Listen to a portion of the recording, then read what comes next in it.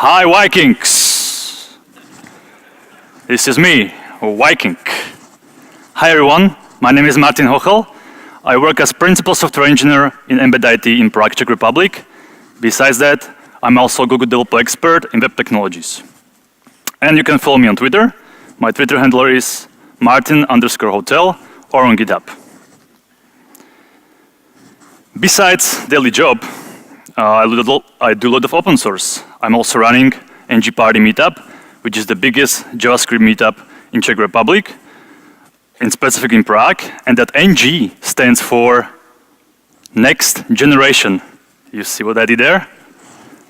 I'm also author of NG Metadata, the best AngularJS yet, and I'm a core member of Skate.js, which is a library for writing reactive web components. And if I'm not geeking out, you can find me outside, surfing, snowboarding, wakeboarding, or in local skate park. All right, enough about me. Are you ready to fight? I have to disappoint you because fight leads to the Twitterings, Twitter flame wars. It doesn't make any sense to fight. Instead, we can have a cup of tea maybe, right? And be friends. Question is, how can we be friends? Well, we need to take a particular look at 3 categories that are useful for day-to-day jobs. What are those? Well, tools. What tools do we use for better apps, right?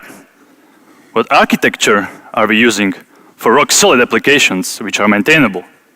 And last but not least, what libraries to choose.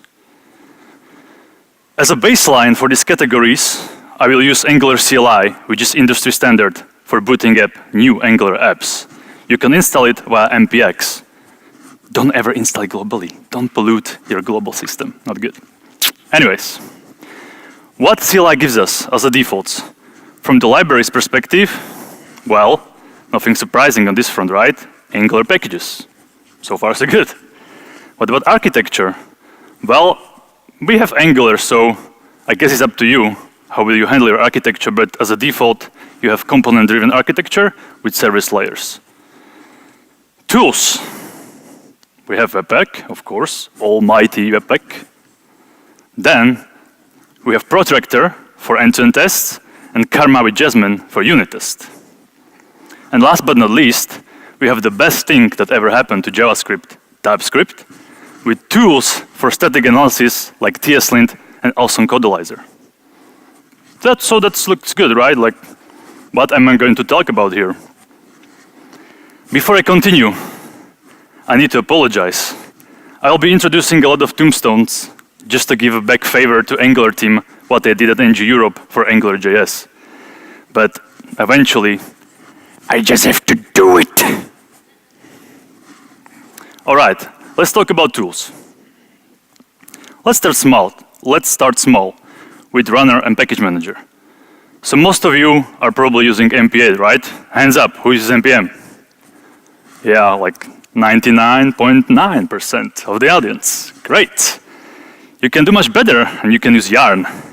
Yarn is also a package manager which is much faster and has more additional benefits like npm.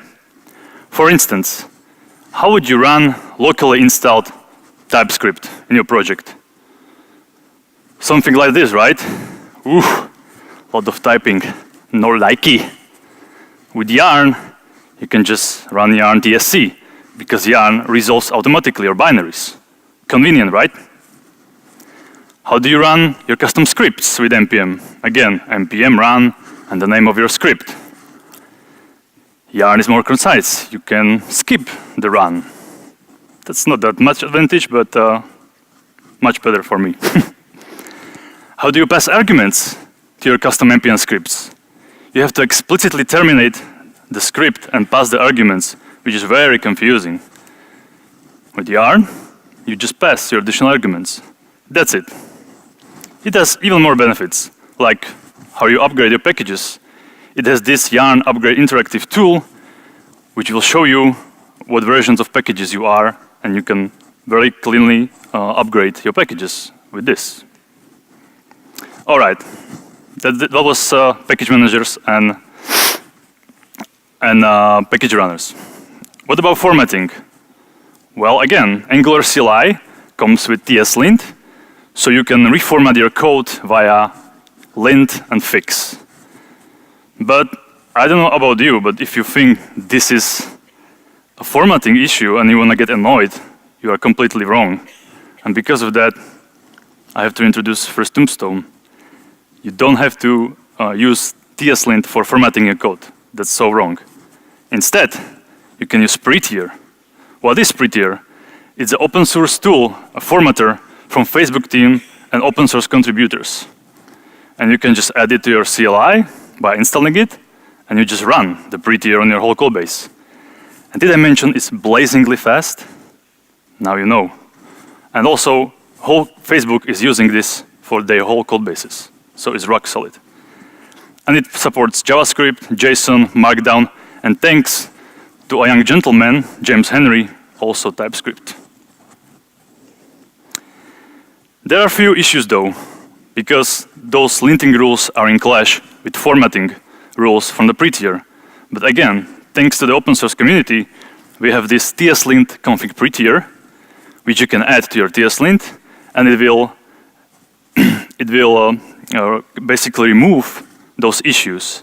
Although, if you're providing some explicitly rules in your TS-lint, you need to remove them. And this tool helps us with that, right? You can run it from a CLI, and it will tell you which rules you need to remove. I see a PR opportunity there to automate this, so you don't have to remove it manually. So PR are more than welcome. All right.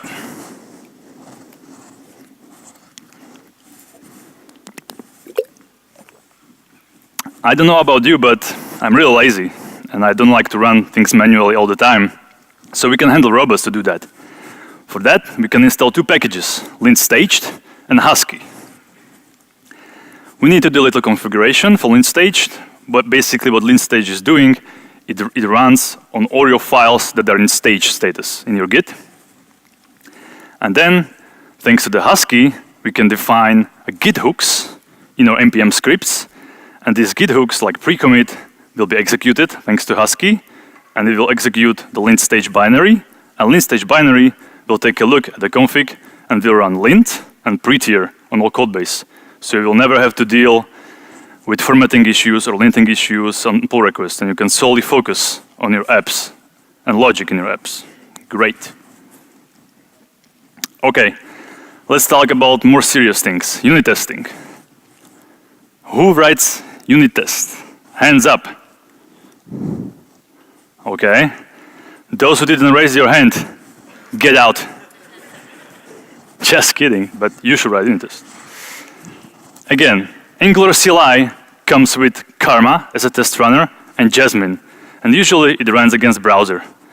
But I don't know, it's 2018, and running your test against browser, it takes a lot of time, configuration, it's not very reliable. I have to introduce another tombstone. Instead, we can use Jest. Woo! Another tool from Facebook, an open source community. It's super easy to set up, it's blazingly fast, and it introduces a new type of test called snapshots. You can add it to your CLI just by installing Jest and Jest preset Angular, which handles all your specific environment configurations, like zones and those stuff, you know. Talking about speed, let's take a look at some numbers, shall we? So when we run a test suite with Karma against Chrome, it was almost 15 seconds. Whew. All right, we can do much better, right? We can run it against headless browser. 13 seconds. So I said that Jest is fast, right? How fast? Oh, almost 5. Nice, isn't it? Why is it like that? Because Jest tests are executed against Node or against virtual JS DOM, which just simulates the real browser, but it's much faster, and those tests are run asynchronously. About snapshots. How to use snapshots? Like, A jest comes with assertions, and all you need to do is to use the to-match snapshot assertion for your expect and a component, and just will physically save the particular state of your component into the disk. And then, when someone changes the template or some logic, just will tell you what particular line changed, and it gives you this beautiful diff. So this is tooling what I love. And it also gives us interactive watch mode. So we can just run our test. We can filter, let's say, I want to run tests for all pizzas. And it executes the tests. Just like that. And I can run tests for all components, for instance, just by providing this pattern, that component. Bang. Also, I can run whole test suite by pressing A. And it will run all tests in my project. Just like that. Okay, jest comes with much more awesomeness. Like, for instance, you have zero config code coverage.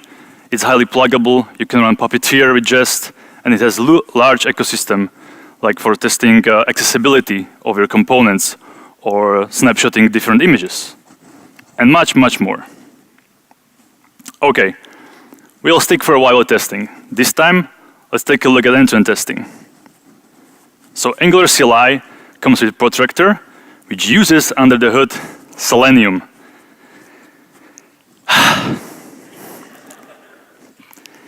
When I hear term Selenium, I want to fight. So again, it's not reliable, it's slow. We have to go to funeral. What can we do better? Well, there is this tool called Test Cafe, which is a pure Node.js solution for writing functional tests in your browser. And it's 100% reliable, it's fast, and it works on all platforms and all browsers. Even the custom ones, like, let's say, I'm a Mac user, but I'm also using Windows, and I love Windows Subsystem Linux, and it works there as well. Awesome. Without no configuration. So how to add it to CLI? You just install Test Cafe, that's it. And you just execute your tests against Chrome, let's say. Easy as that. And here is a real-life example. We have some pizza app, and our end-to-end test creates a new pizza. Let's run it.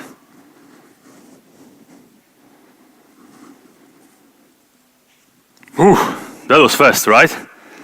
We can slow the test down just to see what is going on in our end-to-end test. And if I hit save, it reruns the test, and we are creating new pizza, making chili pizza, because it's chilly outside. We create it, then we go back to the products, again back to the new created pizza, and we delete it. Okay, let's add some toppings in our end-to-end test. Because I like toppings. Again, I hit save, and I get immediate feedback because the test is refreshed and rerun again. So again, we are creating the same pizza. This time we're adding some toppings. Bacon, bacon, bacon. Yes. We save. Again, we go back to products. Again, to the detail, and we delete. Simple as that. And let's comment out that delay test so we can see how it runs in real life.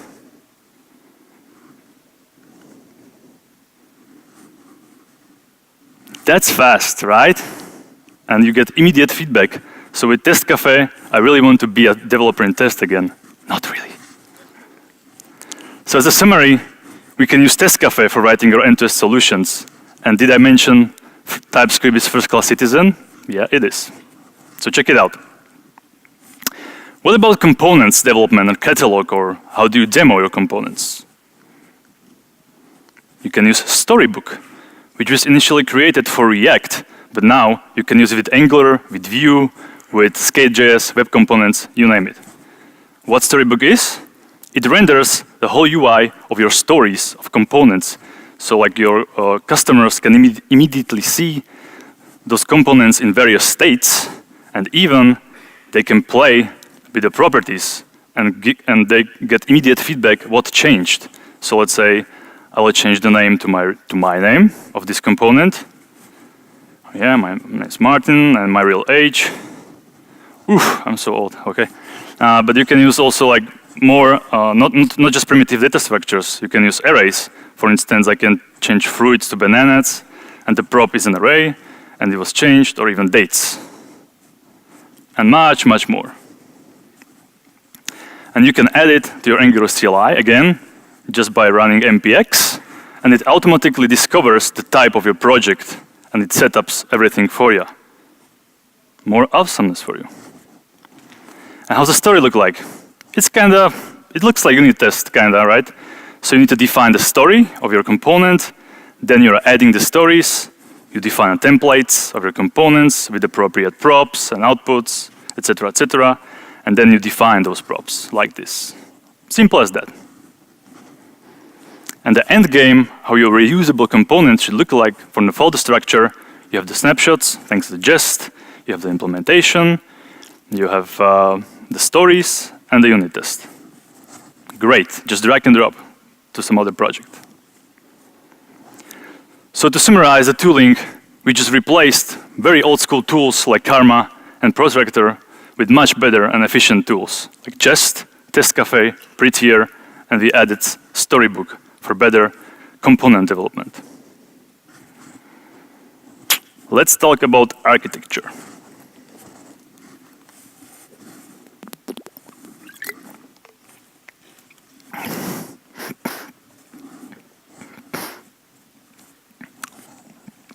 All right, so what architecture should you be using for your components? In reality, React and Angular are not that much different.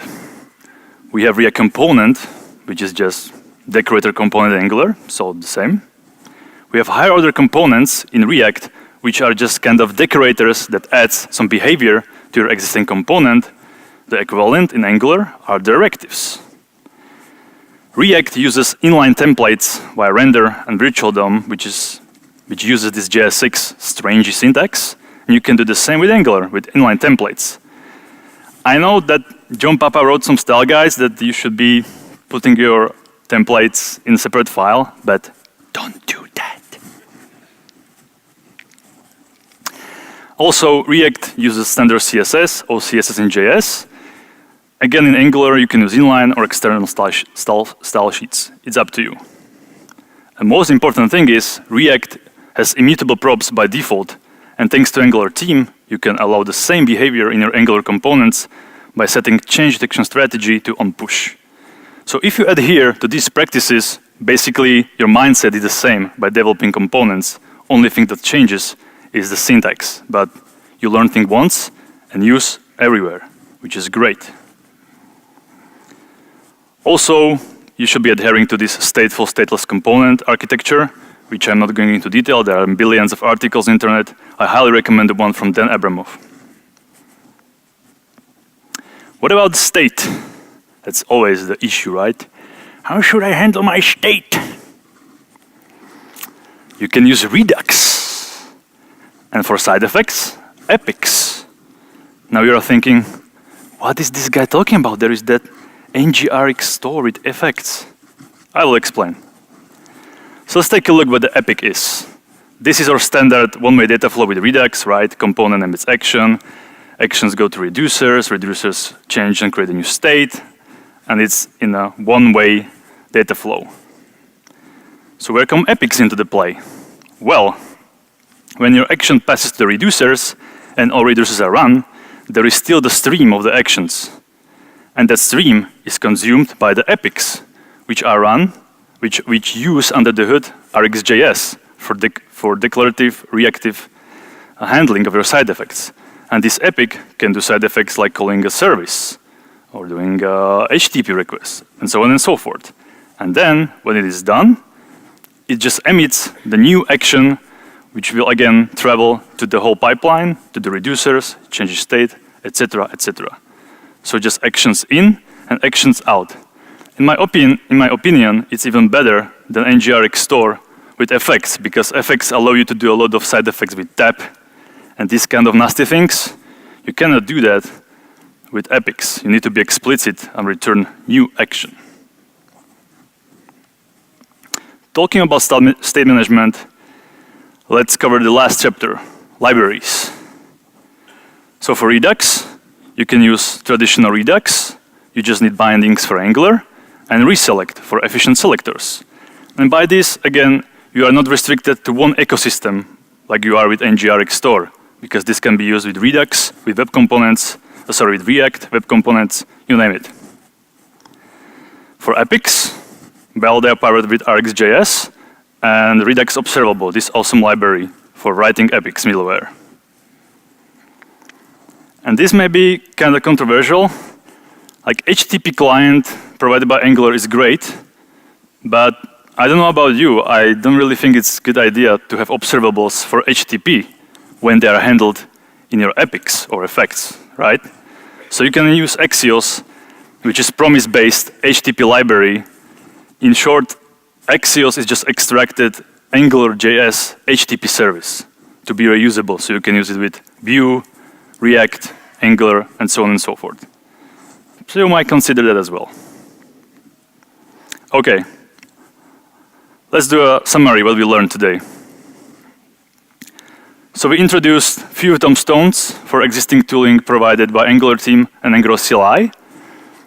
We learned that we can benefit from ecosystem all around us and share the knowledge by leveraging the same tools, the same architecture, and the same libraries, which profits you as a developer and your employers, because you will spend much less money on investing to learning a new stuff, because you will be using the same stuff, basically. It's always about money, I guess. We introduced better CLI defaults with libraries like Redux Observable, Axios, Redux. We are using architecture, immutable architecture with reactive one-way data flow. And for tools, Prettier, Jest, Storybook, and Test Cafe. The core remains the same, so you don't have to be afraid that something will change and your apps will stop working. Not at all. I also provided, you can find it on my GitHub, the starter with these defaults and Angular CLI, and also there is an example app which leverages those technologies in a real project. And there is still some to-dos, right? Because I don't know about you, but it's really cumbersome to write everything by hand. So what I'll be working about in upcoming weeks is to write custom Angular schematics for writing Test Cafe end-to-end test, Jest unit test, and so on and so forth. With that said, we can be all the best friends because we are all in this together, right? So don't be afraid to look at other technologies. Don't stay behind the curtain of your own ecosystem, and we can be all the best friends ever. With that said, if you have more questions, I'm no hero. There will be office hours, so we can talk and chat and know better each other. With that said, stay awesome, and thank you very much.